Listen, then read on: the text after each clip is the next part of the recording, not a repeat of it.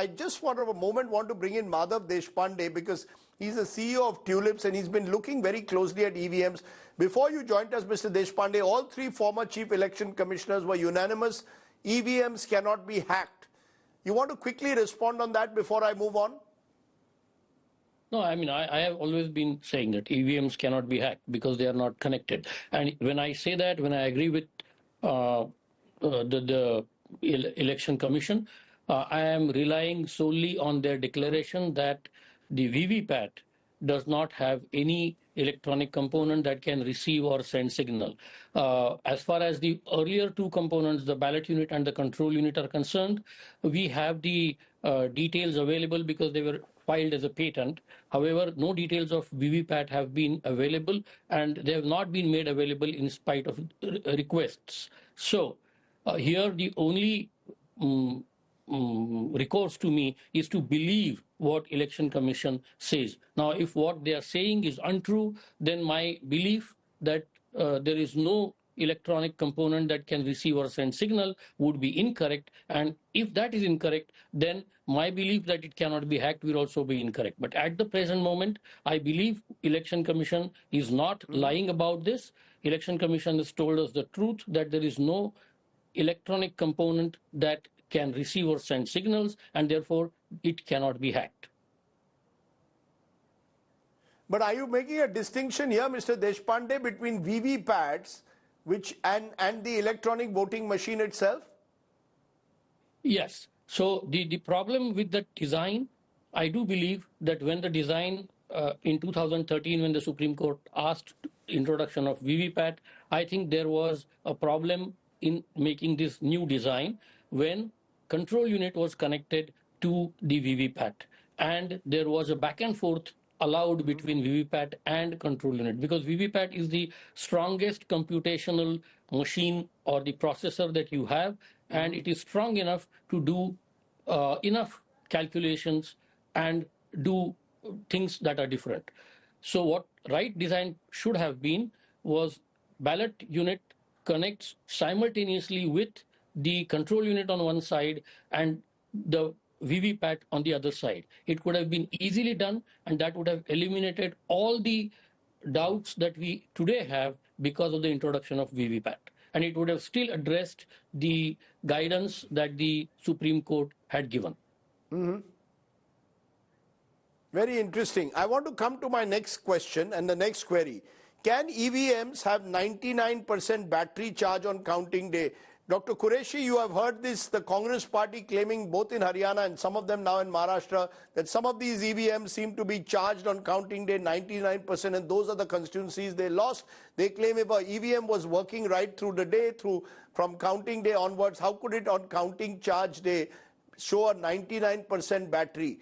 Is that problematic to you or not?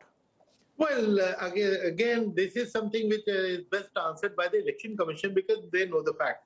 But common sense, if a machine has been used the whole day, how will it be 99% the next morning?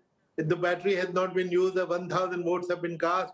So there is one possibility that at 4:30 or 5 o'clock, the battery was changed, and next morning, therefore, it will show 99%, and that is understandable. But these are all matters of fact. What happened about this 99%? This mystery has to be answered by the appropriate institution, which is the Election Commission. Again, their silence is not helping matters. Okay, because, that silence over this particular issue they've dismissed it outright, saying there's nothing, but they could do much more with providing greater detailing on this specific query, as you said, that has been raised in this context about 99% charge. You want to step into that for a moment, Naveen Chawla, as well? Do you see any basis to those who say, how come some counting machines seem to be 99% battery charged even later in the day?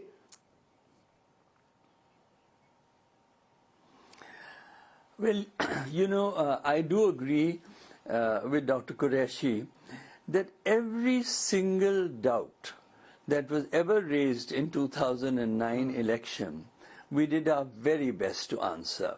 And the premise was that talk to all the opposition members, don't talk to the people in the government, they're always satisfied. Talk to the opposition, talk to the independents, find out what their doubts are and address them. Every doubt must be addressed, and it should be done throughout the process. With that confidence having been instilled in voters, candidates and people at large, we hardly had any. But I would say that there still might be a credible explanation here that the Election Commission should give. And every single person who may have lost by a very small amount of votes needs an answer.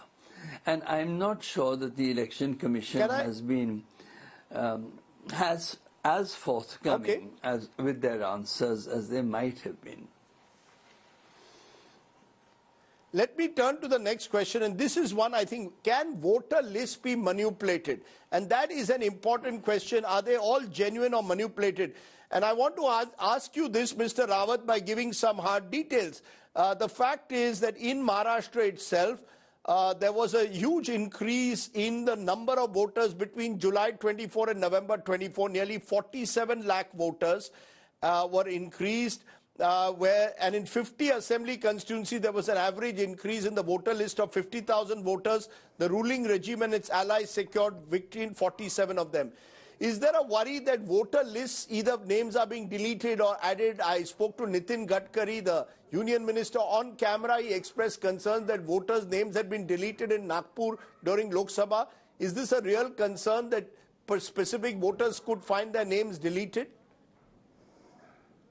or added? There have always been these concerns. There have always been these concerns, and the political parties, they resort to this kind of rigmarole. Many of them file applications on behalf of other voters that their name should be deleted, and in the process, it is very difficult to find out whether it is a sort of lie or it is being done on behalf of the voter. And these attempts are thwarted by Election Commission and their returning officers by going to the ground reality and checking it. Still, there may be some problems where one or two names. Because I'm giving you a specific. Not found. It's not one or two names. With due regard, and Dr. Qureshi, you might want to step in. I gave you the numbers. There are constituencies where the average number of voters rose by about 50,000. Now, EC will say this is their greater effort in enrolling voters, but there will be question marks. Also, because along with that, there have been reports of voter suppression, as we saw in parts of UP. The police were accused of not letting certain people vote. Is that something which needs to be looked at far more closely than just EVMs? That could be the real problem, the manner in which voters' names are added or deleted. Yes. When the opposition keeps blaming the EVM, I tell them that they are barking up a wrong tree. The real issues and problem could be in voter list. Election can be won and lost before the election by manipulation of the voter list or mistakes in the voter list. But to be fair to the Election Commission has spent lakhs of rupees advertising in multiple languages.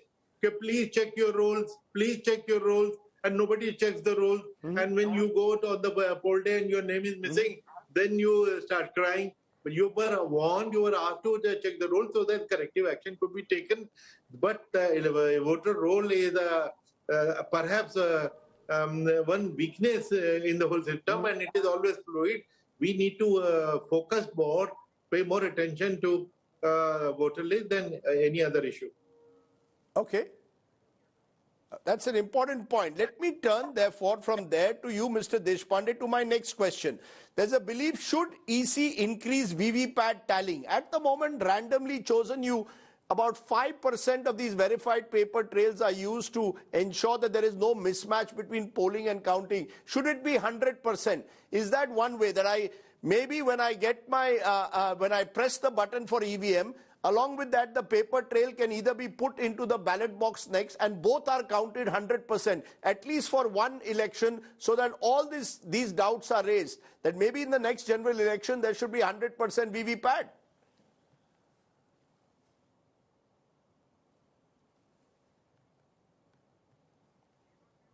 Mr. Deshpande, you're on mute. Sorry. Before I answer that question, I have a question for the respected former chief election commissioners. And I heard them saying, giving a lot of explanations about the increase in the percentage of percentage count of the voters. I believe, and I do not know the exact numbers, but these respected people should know, I do not believe that in any given constituency there are 8 or 9% of polling booths which are out of reach more than 10 kilometers. In India, we have a digital India, we have 5G, we have connectivity, people working from home, and we have all these software companies operating. I believe if you already have an Encore app that connects to the web server. Even if you are in a very distant location where there is no connectivity, within an hour of closing the ballot on that day, it should be made absolutely mandatory that the actual vote count, not the percentage. I think percentage is obfuscation of data, and it's a violation of basic data science principles. I have written about it, but it should be mandatory that the count of votes should be uploaded and published, because thereafter only minor changes would be possible. I do not, if even today, after doing all this, thousands of crores of expense, we are still giving the same explanations that we were giving when we had ballot papers, I think we have lost all those 1,000 crores. Now, coming to your question, personally, I do believe that even if one vote mismatch or one vote increase or decrease happens in the EVM, it's a failure of not just the EVM machine, but the entire system that we have built around EVM. And for this, it is not the stakeholders are not just the political parties. I think the biggest stakeholders are the Indian people. And the Election Commission has to be responsible to the Indian people and not to the political parties. So every vote has to count. Now, if we make this count of VVPAT and EVM 100%, at least one doubt, there are multiple doubts. I have been saying this since September 23. The electronic pairing between control unit, VVPAT and ballot unit has never happened. I do not know why. We use electronic pairing every day in a Bluetooth speaker from our phone. It's a very ubiquitous technology available. Even if you don't use Bluetooth, you can do it by wire. It is very well established all over the globe. Why it is not done? Because if you do that for every polling booth, with all the machines with a central polling booth identification, then it will be impossible to replace control unit or VVPAT or both the things together. And that will eliminate a lot of doubt. As long as you do not eliminate the doubts, there will be allegations. Can I very quickly bring Naveen Chawla in on that? Naveen Chawla ji, the opposition is saying have 100% VVPAT counting. Now, most statisticians would say 5% is enough, randomly done. Do you believe, just to clear all doubts, we should have 100% VVPAT counting along with EVMs? Not at all. In that case, you can go back to the ballot paper system. And once you go there, there's no coming back easily. So be wary in suggesting that, Mr. Deshpande. I would suggest that even if we are at 7% or 8%. I have never advocated ballot paper. I have always said in all my interviews that going back to ballot paper is like going back to bullock cart age. But given the situation today, where Election Commission, all my RTIs the only point I was making, the only point. No, is it better if we have 100%? No, but if we have a 100% VVPAT trail? No, Mr. Chawla, 1 minute. If we go to 100%, then how, at least you will ensure. At the moment, in the Lok Sabha, there were 536 constituencies where there was a mismatch between votes polled and counted. Now, there may be small amounts, but the moment you have a VVPAT, you have a backup. Is that a good idea or not? So that you can clear all doubts once and for all. You see, the VVPAT by itself created the paper trail that the naysayers wanted in 2009, and although it took 10 years, I think it's worked very well in the totality. Look at our millions of booths and EVMs and the VVPATs to match and engineers on hand to deal with a glitch. I mean, we are not talking about some tiny country of 5 million people. And so for every EVM you have on standby an engineer to replace, to remedy. These are huge things that the Election Commission goes into, but unfortunately the Election Commission must make available to the public in every single language what it really does behind the scenes, which is enormous. Yes, Rajdeep, I'm not saying that there won't be glitches. I am not saying that people will not complain. But I still tend to feel that those who win take out victory processions, and those who lose then blame the Election Commission, which has been, or the machine, and the machine at least, or the VVPAT, is blameless in my view.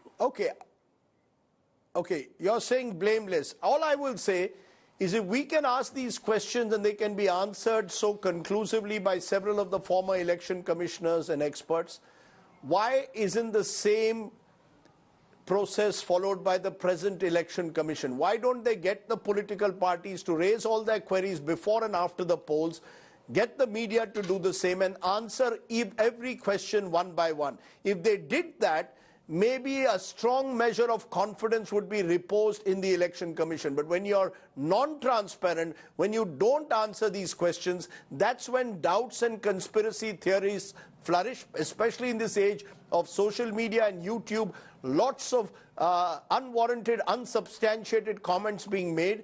But if the Election Commission was a little bit more transparent and less opaque, maybe we wouldn't have to even worry about what really is going on behind the scenes. We would then hope, as our chief election commissioners have pointed out on this roundtable, that do not mistrust the EVMs. I want to leave it there. As I said, these are debates that are important to ensure we remain a strong democracy. I thank all my chief election commissioners and my tech expert, Mr. Deshpande, for joining us here on this very special roundtable. Thank you so much.